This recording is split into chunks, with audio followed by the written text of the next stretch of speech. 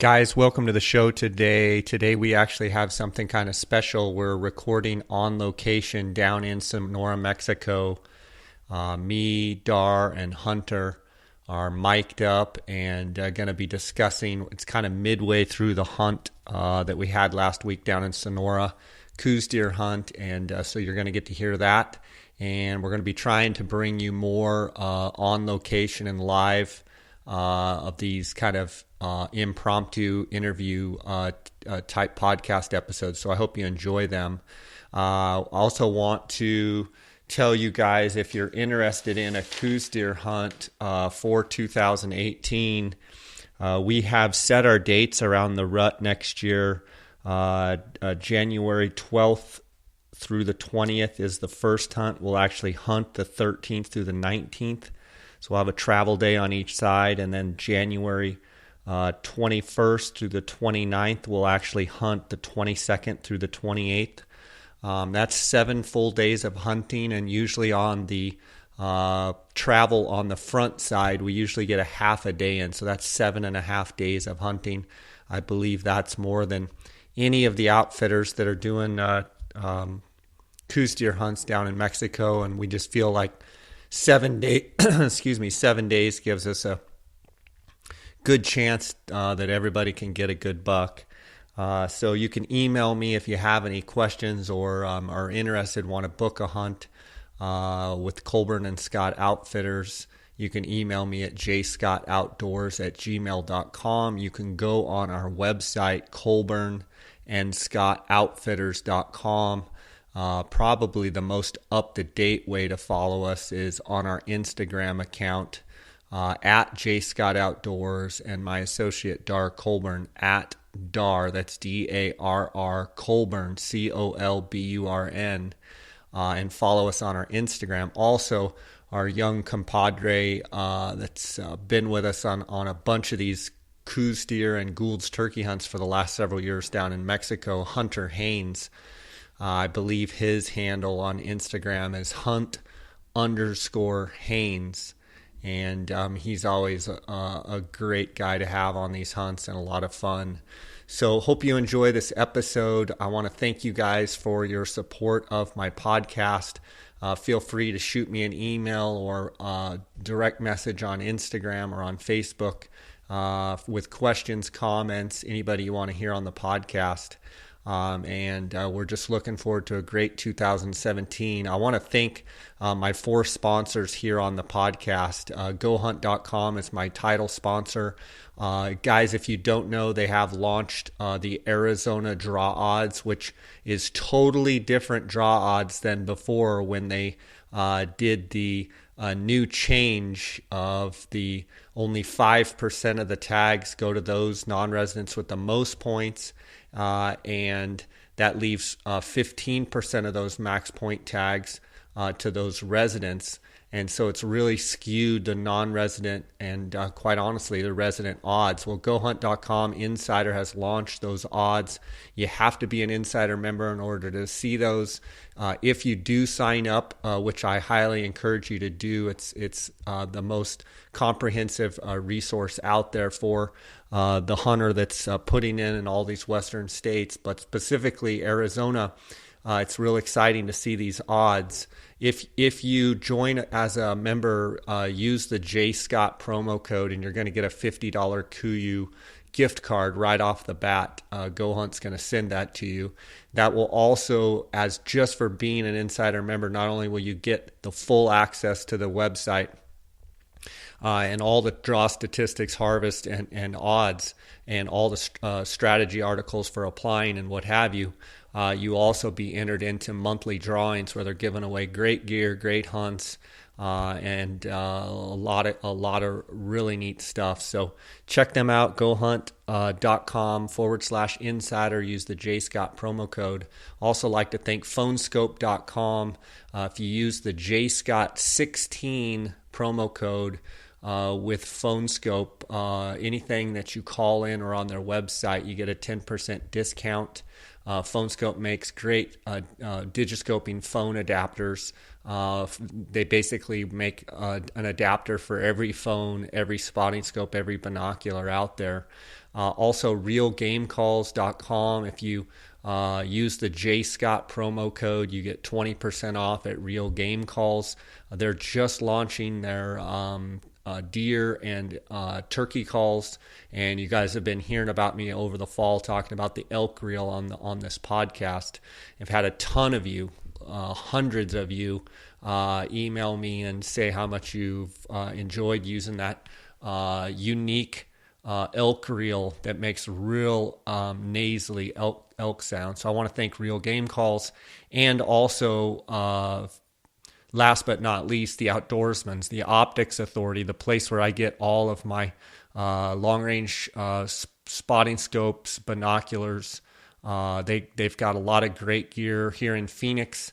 You can go to outdoorsmans.com, use the J Scott promo code, and get 10% off on all products down there at the Outdoorsmans.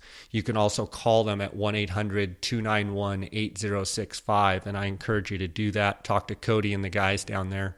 Guys, let's get right to this episode. I think you're going to really like it. And again, thanks for all your support. I had a record-breaking 2016 and already off to a great start here in 17. So thanks, guys. Welcome to the J Scott Outdoors podcast. We are on location in Sonora, Mexico. I've got Darr Colburn, my partner in Colburn and Scott Outfitters. I've got Hunter Haynes, who's the young back and muscle of this operation. And we're stuck here in the ranch house. It's raining outside. Rain's coming straight down, and we've hunted about 3.5 days, guys. Yeah, so far. So we've got this afternoon and 2 more days. So I guess we've hunted. This would be our 4th day, I guess. Today was day 4, but we lost half a day to rain. Yeah. So we're at a new ranch. We're here in Sonora, Mexico. We're about an hour south of Douglas, Arizona.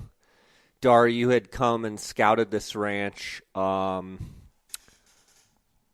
back in, what was it, August? August, I think, yep. And what was your impression when you came and looked at it? How does it differ from how it is right now? Well, it was August and monsoon season, so, it was obviously greener. But it looked good, glassable country, big, rough kind of mountains with open slopes, mesquite, ocotillos, stuff we like to hunt and glass. Yeah, it's always a challenge for us, and Hunter, you can attest. I mean, every ranch, we've all been to a bunch of ranches down here, and every ranch is different. And, you can come scout them in the off season and come check things out. But until you actually come during hunting season and glass them and hunt them out, it's really kind of hard to tell what you have. For sure. When you were coming here, Darr, we had already looked at a bunch of ranches in February. You, me, and Hunter, Dave Martin, a bunch of us went down and went and looked at some ranches.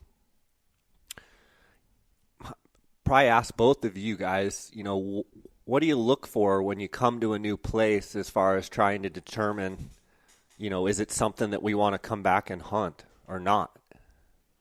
Well, I think one of the things that intrigued us about this ranch is it hadn't been hunted in probably 10 years, I think, something like that.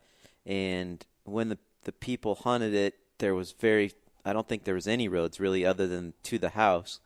And so the owner put in a new road this year that basically went from the south end of the ranch almost to the north end of the ranch and accessed some country that, basically had not been touched. Virgin.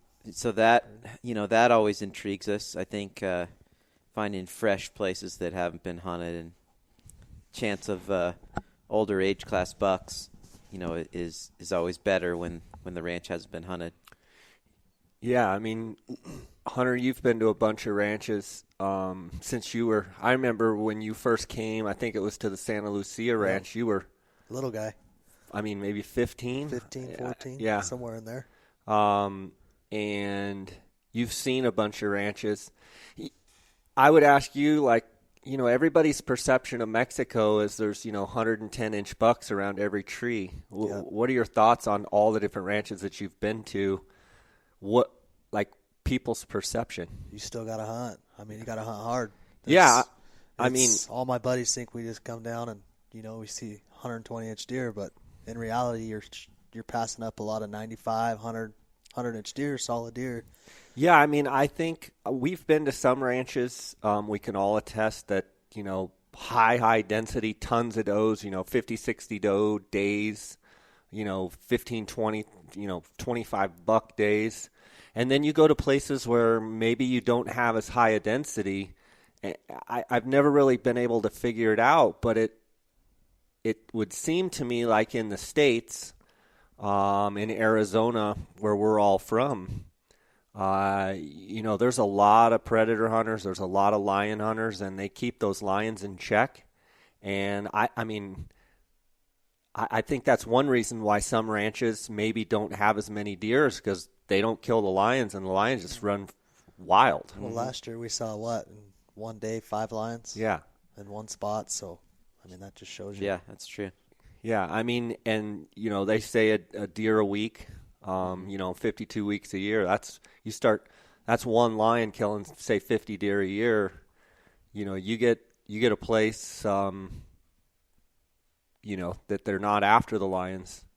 Anyway, this is a cool place. We're sitting in a old ranch-style house. It's got an aluminum or tin-style roof, and when it rains, you can really hear it. Even the softest little rain, you can hear it. Sounds like it's really coming down. We've got 2 bucks over here in the pot boiling. Had a good day yesterday. Darr, you had come down in August and scouted and seen a group of 5 bucks at a water hole just not very far from here, and got good video of a buck you said had a double main beam. Yeah, and I actually I got some phone scope video of the buck when I was down here, but not until I got home and looked at it, on my phone did I realize it had a double main beam. Yeah, and it was fun when we brought the hunters in, and you were telling them about the double main beam buck. And yesterday morning, I was glassing kind of this north-facing, real thick hillside, and I glassed this other buck that's in the pot over here, and he's bedded, but the wind was blowing, and it was kind of spitting rain. It was just kind of, like that deer did not want to move. And then I noticed there was a second buck bedded there. And then when I kept panning around, I panned back with those new 25 power twin spotting scopes. And the buck that was bedded and the other buck, I saw a third buck up feeding in the bush. And out comes this double main beam buck. Yeah, that was pretty cool when you called and said, hey, I got the double main beam buck. Yeah. I was pretty excited. Yeah, I said, I don't know who's going to shoot this buck, but somebody is. Yeah. It was neat seeing it, and then I was able to call you guys on the radio and kind of circle the troops. Anyway, back to this double main beam buck. So we kind of circled the wagons, and Bill, who was sitting with me, Bill Bertram, this is his 3rd year hunting with us, and just a great guy from Wisconsin. He said that he had told Lee that morning. I had Lee and Bill in the buggy with me, and he said I had told Lee, you get first crack at him.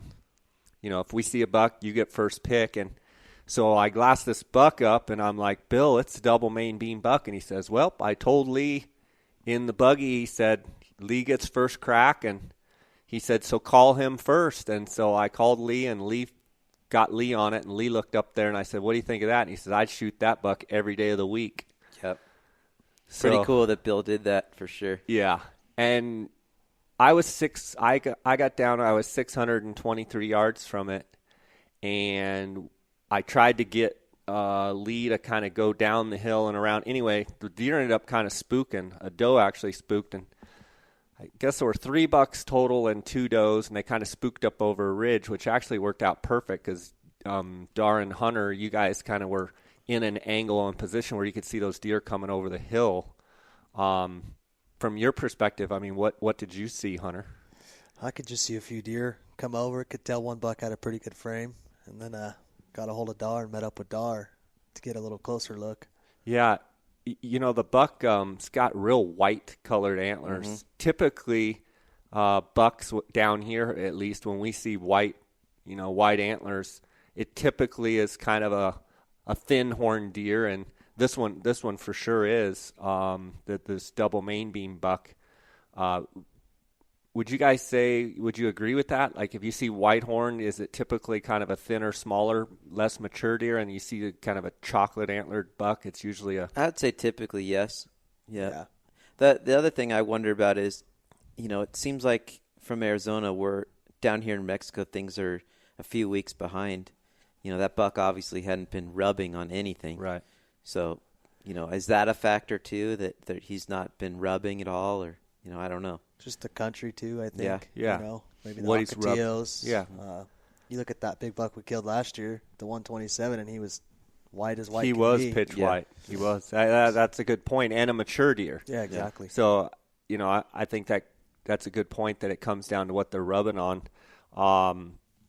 Darr, you bring up a good point. We're here. It's January 1st. Happy New Year to you guys, by the way, listening. We were in bed by 8:30 last night. Well, let's get back to the rut, or let's get to the rut in a minute. I want to talk about yesterday and how it went down. You guys, anyway, we kind of had the deer triangulated, and you guys had kind of bedded. We didn't know the deer was specifically in that pocket, but you guys were pretty sure that the deer had come over, and you kind of had them grouped up in some mesquites. Yeah, you said they're coming over the hill. We saw some deer coming over right there and get into the mesquites and bed down, so we were fairly confident that the buck was up there somewhere right there. And it was a situation where kind of a big, steep, like mesquite, real thick, kind of north-facing hill, and then a little bench that they were on. Mm-hmm. But really the only shooting position, I mean, you guys had to climb a big, pretty good mountain. And what's interesting about this ranch, it's a little different than most all the ones we hunt. It's got like round lava rock. Everywhere. Yeah. Like there's not a flat place to put your foot. I mean, have you noticed that? It's horrible. It's all rocky. It's rocky. Steep, so rocky. Anyway, the plan was for you guys to circle around, us to keep our eyes on the deer, which we always say is so important, to keep eyes on the deer. And then you guys, Darr and Hunter and Lee, Sorcinelli, the hunter, made a big stalk up there and were able to get out on a rock pile. As you were approaching the position, Darr, what was your main concern? Well, I'll say too that not only did we have eyes on where the deer was, we had people on both sides of the hill to where if he went back over, someone would be able to keep an eye on him. So we had it triangulated and surrounded, I would say, on 3 sides, which is always beneficial. Yeah, I mean, I think you make a good point. Bill, just selfless as can be, just said, I'll stay here, all day, in intermixed rain in and out, and watched the backside of the hill. Well, there was a really good chance the deer weren't going to go back over, but he stayed over there. But we had all the bases covered, and I think that's a good tip for people listening. If you have enough manpower, and you have guys that are willing to help like that and not be in the action, so to speak, I think that's why the 3 of us work together so well. When it's your turn to be on this side of the hill or that side of the hill, we all kind of take our task and say, this is my post. We're going to man it. Yeah, it's a team effort for sure. Yeah, that's for sure. Yeah. So Hunter, you're going up there with Darr, and you guys were trying to find this rock pile. Could you see where as soon as you topped over, was it real evident the bench where the deer were? Yeah. And like immediately were you guys ranging? What was going through your mind? Well, me and Darr were kind of worried about the wind also. It was kind of swirling a little bit, so Darr kind of crept and looked over to make sure, what was there. And he could see the saddle, and the trees where we thought the bucks were. So he creeped up, got Lee over there, kind of in a spot where Lee could get set up. And then how was his rest? What did you guys have for his rest? So when I popped over to where I could actually see there was some bright green mesquites where the deer were, so it was real easy to see. I popped over and just could tell with my naked eyes that we were well within range. So at that point, we kind of had a job. Hunter took his spotting scope and binos. His focus was to find the deer. My focus was to take Lee, get him to the rocks, build him a rest, and range it and get everything dialed in. So I did that. Hunter found one of the bucks, and then I had already ranged it with Lee, so we were set up, ready to go. 300 and I think 50 yards. 50 yards. And Hunter had the 4x4 buck, and then a few minutes after that, glassed up the double main beam buck and another little buck. So, they were all bedded there. We made pretty quick work. Yeah, I mean, we each had a task and got it. Everybody did their job, and we were in position. So when he did stand up between rain squalls, Lee was able to make a shot and made a good shot. Yeah, hit it. I think one of the things that if people haven't been in the situation with Coues deer a lot, in that situation where you've got the gun set on the pack, everything's on go, you've got one in the hole, you're on safety, but I mean you're 5 seconds away from pulling the trigger if need be. It never ceases to amaze me how much those deer actually get up and lay back down. Yeah. Get up, lay back down. And maybe you guys could speak to this. You got to be ready. You got to have everything ready because at any given time they're going to stand up. And typically they don't just stand up and stand there forever. They, start feeding or move or do something, and they might just turn around and bed back down. Or you got to be ready. You're right. And I think one thing we did with Lee is, since there was 3 bucks there, we coached. He couldn't see the buck in his rifle scope, but we'd coached him back and forth as to, okay, go to the dead stump. Okay, you see that buck bedded there? Okay, 5 yards left of that is the other buck in that mesquite tree. So so he knew right where the buck was. He didn't have to find it when it did stand up. Well, and Hunter, tell me about when we've worked enough together that how important, like, trying to have you and Darr on the same page, as well as having the spotters. I mean, we're using radios. If it's a Boone and Crockett buck and someone says, I want to enter it in the book, we won't use radios, but we like to use radios. Super important. I mean, we've killed a lot of big deer with radios. I mean, it's... Yeah, and not only that, I think take it even a step further. I think it's like if the guys up on the hill can say, I can't talk right now, I'll fill you in a minute, and then they come back on and say, okay, the deer's at 330 yards. Is everybody clear where the deer is? If you have to say, hey, Jay, from your angle, if you see any movement, let us know or whatever. But I think having, like, you were playing spotter, Darr was helping Lee. Exactly. And you and Darr being able to communicate, like, there's the dead tree, there's a yellow yucca, and getting like 5 or 6 points of reference between you two. Exactly. That when things start happening, especially they're not rutting now, but here in a couple weeks when we come back for our rut trip, when stuff starts happening, it starts happening fast. So quick. I think a good tip for people listening is if you can have references, have those landmarks, and even with the spotters, and say, if he goes back over the hill, from your perspective, Bill, do you see the big rock point? He's going to come to your right of that, if that'll be the first place he crosses over, so that if things go sideways, you can say, Bill, he's coming right there, or Bill left of where I told you. Big mesquite at the top. Big mesquite or big rock, I think, I've learned so much hunting these deer, and I think the more precise and like exact you can get in trying to, one, always keep someone's eyes on the deer or the tree that the deer's in, and number two, being precise and exact with all of the layout and the setup of, you don't know if a buck gets up and just, I've seen them, we've all seen them where they're bedded and they just jump up and start chasing a doe, and you're like, what just happened? Yeah. What amazes me too, even yesterday, is sitting there and I had my 15 Swarovskis up. The buck's 350 yards. I can see him bedded in the brush and the mesquites. And you look out of your binos for a minute to talk to Lee or Hunter or something, and I look back in there and I can't see him. And then I focus and look, and he twitches his ear. No, he's right there. He never moved. Same spot. Yep. And I can't tell you how many guys you talk to say, I had a buck spotted.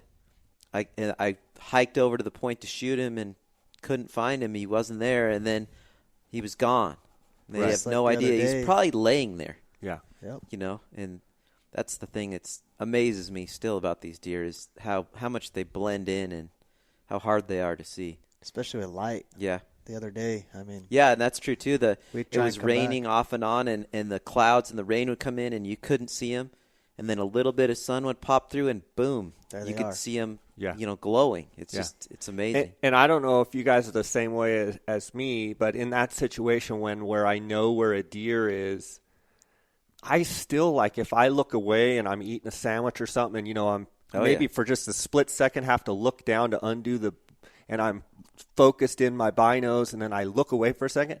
Like, when I pop my eyes back in, it's almost like I have to go, okay, there's the leaning tree, there's the yucca, okay, there's the rock, okay, there's the buck. Yep. And I think, when I made so many mistakes, and I still do, bumping deer and being impatient and not being precise and thinking, oh, they're gone, they're not there. Well, most of the time, they're still right there. They are, they have not moved. Yeah, and we have so far on this trip we haven't seen many deer traveling at all. Yeah, it's pre-rut, and I wouldn't even say they're pre-rutting. I would say they're in their fall pattern. I mean, the bucks are together.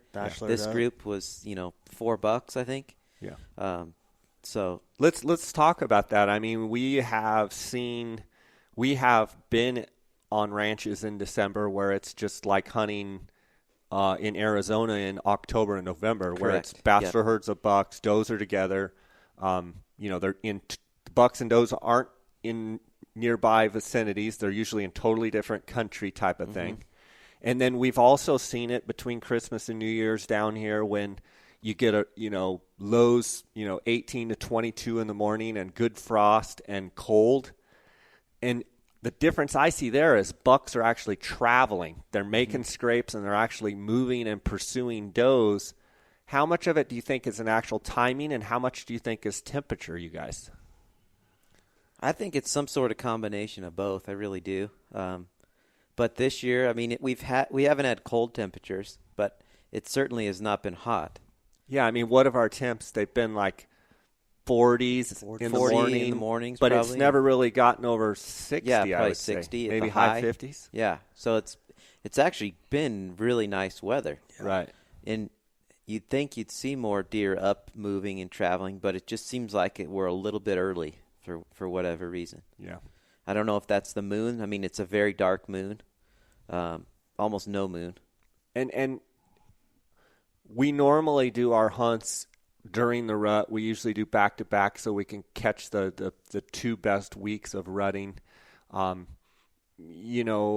like to get you guys to weigh in on dates. If someone said, what is the best 7 days? It's kind of a toss-up because I think sometimes when the bucks are first starting to rut, it can be really good because they're kind of traveling, and they're with a group, and they're really aggressive, and then they're moving on to another group, and they're not broken up. And then there's that time frame when they're really locked in with does, and every single doe group you see a buck. And then, Darr, you've commented before how you've really never seen it where it's just bucks rutting everywhere. It's kind of pockety. Yeah. It's not like elk where, every group of cows has a bull usually, and it seems like they'll be 2 or 3 groups of does and one group has a hot doe. You guys can weigh in on that, but it seems like you find a hot doe or a couple does that are really hot, and there'll be 2 or 3 bucks swarming and running around. I mean, yeah. So it's not a herd type rut like you see with elk. Yeah, I think they both have their pros and cons. I mean, like you said, you hit the pre-rut, they're hanging with does. They're not really rutting. They're not broke. Then you hit the rut, and it's just brings out that many more. And the benefit bucks. too of hunting now, if you did have a good buck or find a good buck, they're not moving, so your chances of killing them are good. He's there. Most of the better bucks we've seen on this trip have, with the exception of this double main beam buck, have been by themselves in kind of a rocky, peak nasty area all by themselves, not up moving. Not very moving much. a lot. So that makes it tough to find them. Yeah. And I think that's what the rut really does, is bring those bucks out to where they're more visible and where they're moving. But you may see them once and they're gone. Yeah, I mean, they might be. That's the challenge with the there. rut is, we see some of our bigger bucks, but sometimes they're running around and going over the top of a mountain, circling. Chasing a doe for 600-800 yards or more and out of sight, and you never see them again. Yeah, exactly. We've definitely had some chaos on the rut, but it's a fun time. It makes it fun for sure. Yeah, this time is more you have to really be patient. You have to really, really glass hard. I tend to want to be looking on more of the thick hillsides, the shady, the more dense areas. Whereas in the rut, I'm going to probably look where the does are. Yeah. Look on the sunny hillsides, south-facing, a little more open, maybe a little lower, terrain, ridge tops and such. Well, here, too, with the cattle, there's quite a few cattle, so it seems like everywhere we've seen good feed, we've found deer. Hunter, you pointed that out the first day after we glassed our first day. What did you see as the common variable of you found X and you found deer? What was that? Anywhere there's yellow feed, yellow grass. I said, Hunter, I felt the same way. I mean, the first day, every place that I saw that the cattle hadn't gotten to, some of the higher, maybe up on little rocky mesas and bluffs and stuff, the deer were stacked in there, and I still think they're stacked in there. Pockets of deer. Yeah, and I think even on state land in Arizona, tips for guys, if you've got, country where there's cattle, which most places there are, look for those areas that are maybe a little harder for the cattle to get to. It may be just a little higher on the mountain. It may be, little flat top mesas that the cattle just can't get through the rocks, or they haven't forced themselves to get up there. But down here on this particular ranch, we find yellow grass and we find deer. Mm-hmm. Yeah. I go back to the people's perception of what it's like down here. And we've been to places, had years and had ranches and just had timing of being there where literally it did feel like there was 100-inch buck around every tree. But saying that, you think of all the places we've hunted, how many ranches have you been to that you've seen multiple 100-inch bucks in a day?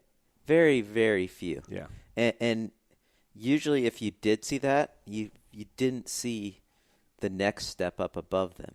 Right. It's like... Well, usually if we saw that, we'd be trying to pursue some of those 100-inch bucks, so it's like game on. And a lot of these bucks, I don't think they ever make it to 100 inches. That's a whole nother issue with, genetics and such down here. We've been to ranches where, you might see 25 bucks in a day and not see one over 95 inches. Yeah, and I think the age, too, here, I don't think they live as long as they do in the States. I just think the lions hit them harder. Yeah, coyote, lion. Yeah, There's no predator control. No. And there are some ranches that have predator control, but it's pretty wild down here. Pretty slim. I feel like we go back 100 years in time. I've hunted state land quite a bit, and I've probably only seen a handful of lions, and I've seen 30 probably down here in the years. So that just shows you. There's a lot more lions down here. Back to this double main beam buck. So Lee just torches this buck, and you guys got great phone scope video of it, and we'll be playing it on our Instagram. You can check it out. Really cool. Both these guys got video. Darr got video of a video. Yeah, my phone scope was on the buck, and my point and shoot camera was video and Lee actually making the shot. So that's awesome. It was just one of those times where the buck was set up and bedded, and we were all dialed in, so we had time to do that sort of stuff. And it's raining. It's cool looking on the video because the rain's coming down sideways, and you guys both did a good job. I kind of just sat there and watched the whole deal. I think, you made the spot, though. Yeah. You spotted the buck. That's what started it all. Like I said, it's a team effort. It's a team effort. But I think, too, that with the wind and the little bit of rain, that helped us cover some of our noise getting up and setting up there.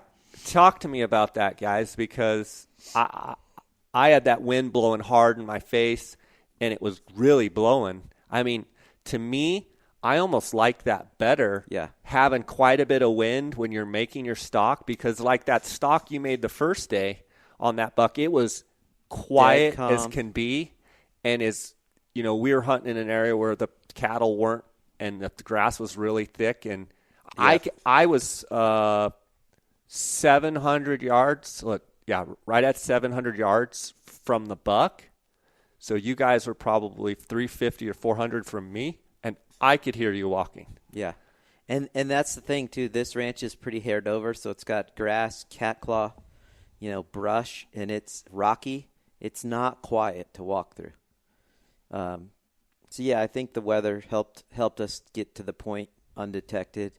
And then when Lee shot the buck, he dropped, didn't move. And so the other bucks really had no clue what was going on. And the rain started raining hard at that point, too.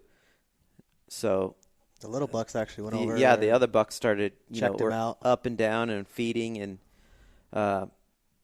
we kind of got on the radio, and I think, Jay, you had suggested that maybe Mitchell would shoot the other buck. And then Mike, who's down there, said, well, can he use Lee's gun?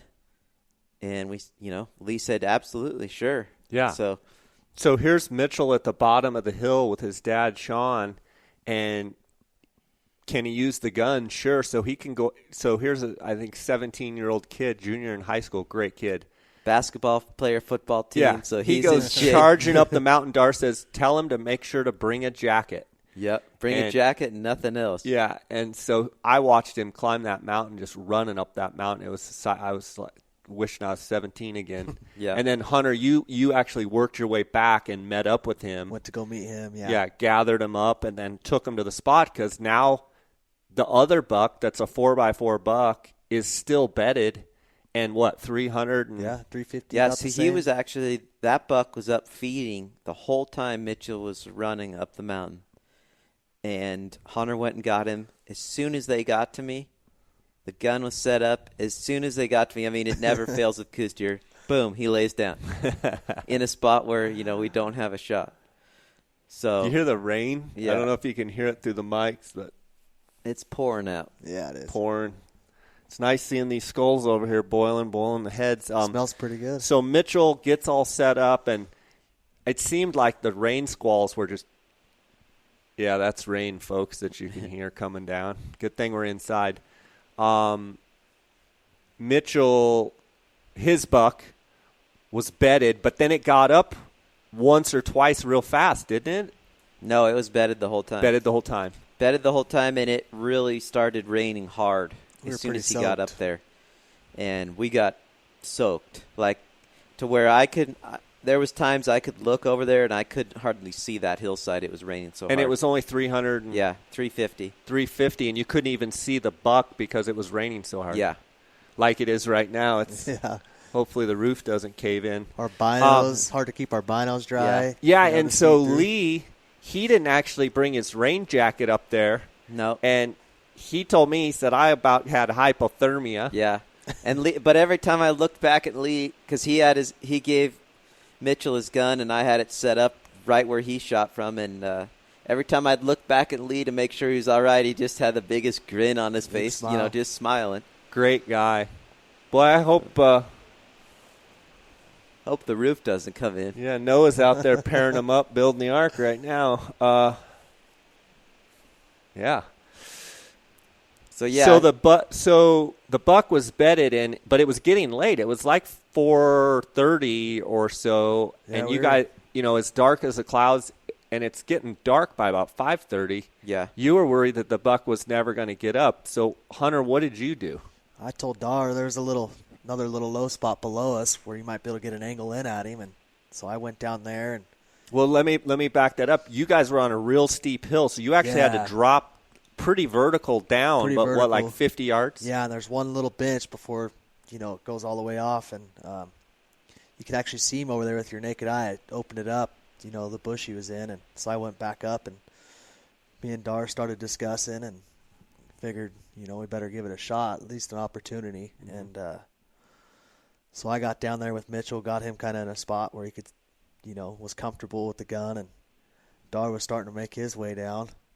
And the buck, when Darr was coming down, actually had got up and was broadside, and Mitchell was on him comfortable. And just as he's getting to shoot, the buck rebedded. And so he was still on the buck. Darr was almost to us, and I asked Mitchell, are you comfortable? And then all of a sudden he pulled the trigger, and all I could see was a deer just flop over. 3378 blast. A little rough on my ears, that's for sure. With a muzzle brake. Yeah, it was pretty brutal. Perfect shot right behind the shoulder. His first deer, first Coues deer, first deer at all. Yeah. So it was pretty neat. But at that point, I had come off the hill and actually walked back to the ranch house and got the cowboy gathered up, and he got 2 horses and was able to ride 2 horses up there.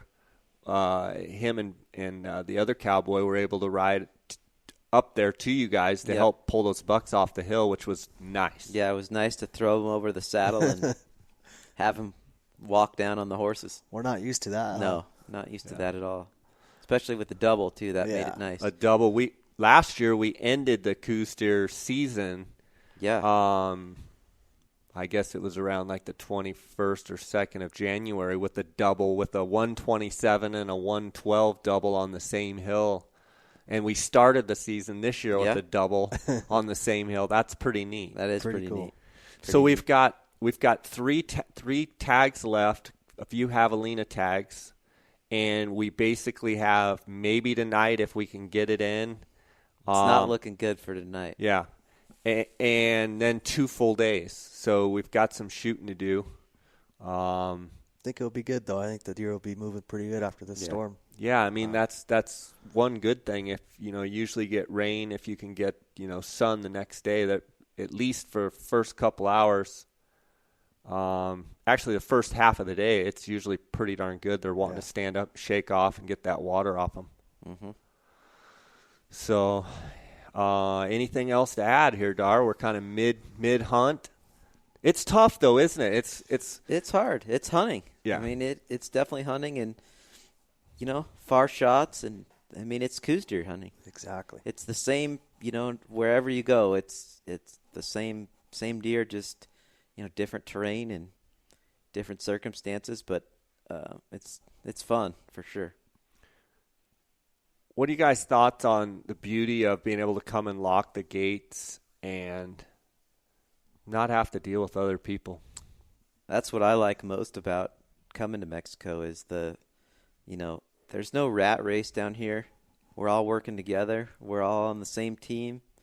Everybody seems to always be in good spirits because I think it's pretty laid back. I mean, we hunt hard, but if you find a deer or, you're hunting him yourself, there's no one else around. Just makes it fun. Yeah, it does make it fun. You're actually hunting. Nobody's shooting over you. Instead Nobody of managing, trying to beat you to an animal. You bet managing an animal people. down, you can make your game plan. And Well, it's just fun. Yeah, and another thing, Hunter, I think too is you could see a buck and you could say, well, it's only the first or second day, and we do 7-day hunts. That's not to say you can come back and find him for sure, but pretty good chance no one else is going to shoot him. So as long as he can manage a few days to miss a lion, good chance if you said, hey, I want to go back and find that deer, that you can. The odds are you probably will. Yeah. It's one of those things that sometimes when you try and get too picky, it sometimes can come back and bite you also. But certainly hunting private and hunting down here in Mexico gives you that opportunity to be a little bit more picky and a little more trophy oriented. Sure. Pretty neat too. Two of the guys that were taken both beat cancer, right?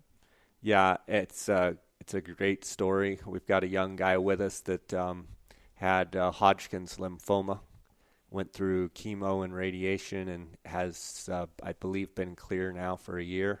Mm-hmm. And Sean, he had colon cancer. Colon cancer, had his colon removed, and had chemo and radiation both. And so it kind of puts things in perspective. Humbles you a little bit. Yeah, we get thinking that these deer are real important, and in the grand scheme of things, it's not. So yeah, that's been an eye opener for me for sure. Perspective is always important. But another good group of guys and another fun trip. That's for sure. sure. We got a few more days yet, but yep. Hopefully we'll be able to report back with some more carnage here from Mexico, and then we're back on the 15th of January. Looking forward. Thoughts about the upcoming place? What do you think? I think it'll be good. I think that place is a lower density as well, similar to this place, but the potential for some big deer is there. When we were down there, the three of us, we saw a lion kill and several sheds that we would be happy to take home. Yeah. How would you describe the country, Hunter? I love it. Big peaks, lots of ocotillo, rocky outcroppings, and then you can actually get up high to the ranch and actually hunt some oaks. So a little bit of everything. A little bit of everything. Yeah, I'm certainly looking forward to. I love hunting new country. Yeah. I think we're outfitters. We love hunting Coues deer ourselves as well. But I think that's part of the adventure and part of the game. Honestly, I really don't have a big desire to hunt a ranch for 10 years in a row. At least I haven't found one that I just said has the perfect ranch. Yeah, I guess I'm a grass is always greener on the other side and just love looking at new country. But it's a gamble. It's a risk. Sure. Sometimes it pays off. Sometimes it doesn't. But that's part of the fun of it for me. Yep. And that's what comes back to hunting during the rut. You have a good chance that something could come out of the woodwork that would wow you. Yeah, I feel this place we're on here, while it might be tough right now, I think you come back in 2-3 weeks, you could see a giant. Yeah. We've hunted places, and we were talking about this the other night, that we've been there in December and not seen a 100-inch buck and hunted for a week, and then gone back in prime rut, in January, and everybody killed bucks over 100 inches. Same place. Yeah. It's like the switch got flipped. Gets flipped. Those, bigger bucks are out moving and visible, and they're just, sometimes they're not, pre-rut, prior to the rut. So, well, we've got this double main beam buck. It's got 11.5-inch extra main beam, and then off of that, he's got about a 6-inch. It's almost a triple main beam. It's got to be a triple main beam. And he's probably going to be close to 110 inches. And this other 4x4 buck, Mitchell's first Coues deer, it's probably a low to mid-90s buck, and 3 more to go. So hopefully maybe we'll get some hunting in this afternoon. If not, we'll be ready to go the last 2 days, and hopefully we can pull off 3 more bucks. Hope so. Grind it out. Awesome. Well, it's always fun hunting with you guys. Thanks for sharing some of your experience here. And to the listeners out there, we will be getting back to you and fill you in on the details of this first hunt in Sonora, Mexico. So I guess maybe we'll take a little siesta and adios. Yeah, maybe Happy New Year. Yeah, Happy New Year. And maybe it's time to have some of this menudo soup of the deer brains over here.